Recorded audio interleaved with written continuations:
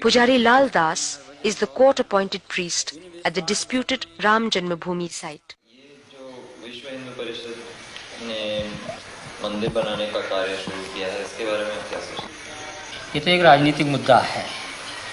विश्व हिंदू परिषद ने जो कार्यक्रम चलाया है, मंदिर तो बनाने के लिए कोई रोक नहीं था। फिर हमारे यहाँ ऐसा कोई विधान नहीं है कि हम भगवान को अलग हटा करके किसी जगह रखे जाएं, क्योंकि भगवान जहाँ विराजमान हमारे होते हैं हम उसको मंदिर ही मानते हैं। हमारे हिंदू परंपरा ही है, चाहे वो किसी भी मकान में रख दिए जाएं तब भी हम उसको मंदिर ही कहते हैं, क्योंकि भगवान जहाँ विराजमान है वो मंदिर ही होता है।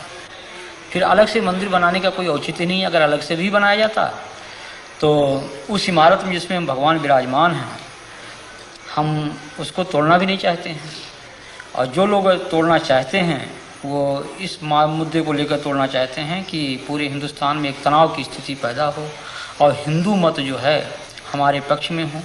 उनको ये चिंता नहीं है कि कितना बड़ा जनसंहार होगा, कितने लोग मारे जाएंगे, कितने कटेंगे, कितनी बर्बादियां होंगी, या जो मुस्लिम बाहुल क्षेत्र में हिंदू रहते हैं उनकी क्या परिस्थिति होगी। हमारे देश के सामने तमाम ऐसी समस्याएं हैं कि 1949 से आज तक किसी मुसलमान ने वहाँ कोई अवरोध नहीं पैदा किया। लेकिन जब इन्होंने यह नारा दिया कि बाबर के संतानों से खून का बदला लेना है, तब पूरा देश जो है वो दंगाग्रस्त हो गया और कम से कम हजारों लोग इसमें मारे गए, मौत के घाट उतार दिए गए। लेकिन तब भी इन लोगों ने जरा सा यह महसूस नहीं किया कि यह तनाव जो देश में फैल रहा है, हिंदू मुस्लिम की जो एकता आज हमारे देश में बनी हुई थी, तमाम मुस्लिम शासकों ने मंदिरों को जो जागीरें दी, आज जानकी घाट में माफीनामा मिला, हनुमानगढ़ी के बहुत से भाग मुसलमानों के बनाए हुए हैं, फकीर राम जी का मंदिर मुसलमानों का माफीनामा है।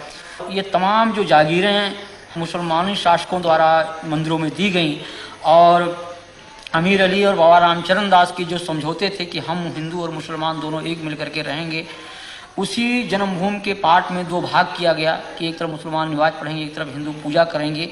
ये सारी बातें जो थी उस पर इन लोगों ने पानी फेर दिया। अंदर में इस तरह से दंगे फैलाए गए, ये मात्र एक सांप्रदायिकता का दंगा कुर्सी और पैसे के लिए फैलाए गए, न कि ये राम जन्मभूमि के। मैं तो ये कहना चाहता हूँ, मैं राम जन्मभूमि मंदिर का पुजारी हूँ, मैं बिल्कुल सत्य कह रहा हूँ आपसे कि आज तक विश्व हिंदू परिषद के लोगों ने वहाँ पर एक माला भी नहीं चढ़ाया, भगवान की पूजा अर्चना तक उन लोगों ने नहीं करवाया वहाँ पर। और कब बल्कि उन्होंने व्यवधान डाला। हमने हाई कोर्ट में रिट दायर किया और रिट दायर करके तब वहाँ की भोग व्यवस्था चालू करवाया। तो यहाँ की जनमानस ने कभी इसको स्वीकार नहीं किया, लेकिन इसमें कुछ किराए के साधु जिनको पैसा चाहिए, पैसे पर खरीदे गए, रामशिलाएँ घुमाई गईं। उसके उन रामशिलाओं को उन लोगों ने अपना कमरा, अपना मकान बनाना शुरू किया और काफ़ी जनभावनाओं को उन्होंने दोहन करके और बड़ी बड़ी बिल्डिंगें तैयार कर ली। करोड़ों अरबों रुपए इन लोगों ने इकट्ठा किया, विभिन्न बैंकों में इन्होंने डाला और लाखों रुपया उन्होंने व्यक्तिगत अपने खाते में इन लोगों ने डाला। तो लोगों की हत्याएं हो जाएं, लोग नष्ट हो जाएं, इससे इनको कोई मतलब नहीं। इनको मतलब पैसा मिले, कुर्सी मिले। यहाँ जो लोग हिंदू राष्ट्र की बात करते हैं, राम के नाम पर तनाव फैलाते हैं, हिंसा करते हैं, ये सभी उच्च जाति के लोग हैं और ये सबके सब सुविधा भोगी है। इनमें त्याग और तपस्या और जनमानस का हित लेस मात्र नहीं है। ये केवल धार्मिक भावनाओं को बाहर करके और स्वयं को सुख सुविधा में वो परिणित किए हुए हैं। ये जनहित की बात कर ही नहीं सकते।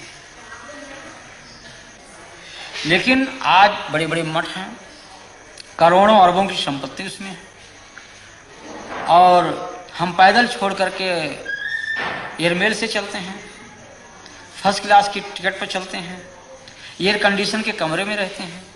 तो जहाँ पर हम एक तरफ भौतिकवाद, उस भौतिकवादी व्यवस्था से अलग होकर के त्याग और तपस्या और जनहित की बात सोचते थे, उस जगह हम उसको त्याग करके और हम भौतिकवादी व्यवस्था में परिणत हो चुके हैं।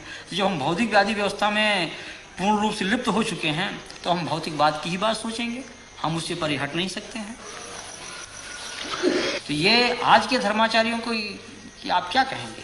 हम तो इनको भौतिकवादी व्यवस्था का एक पोषक मानता हूं मैं। ये जो पूंजीपति कहते हैं कि हिंदू धर्म की रक्षा, हिंदू धर्म की रक्षा, मैं कह रहा हूं कि यहीं पर देश के पूंजीपतियों जो आज धर्म के आज अशोक सिंघल को इस बात को जो कह रहे हैं कि हम बहुत बड़े राम के भक्त हैं, क्या राम का यही आदर्श है कि 90% लोग भूखों मरे? ये हमारे देश की जो विषमता है आज, ये क्या इन धर्माचार्यों की पे नहीं चाहिए? अगर आप बड़े पूंजीपति हैं, आपके पास पैसा है, आपके कहने में एक पूंजीपति समुदाय देश का है, तो उन पूंजीपतियों से पैसा लेकर के उन गरीबों में लगाइए आप, जैसे मदर टेरेसा कर रही है, या और जिन धर्माचार्यों ने किया है, पूर्व जो धर्माचार्यों हमारे ने किया है, उनका अनुकरण करें आप।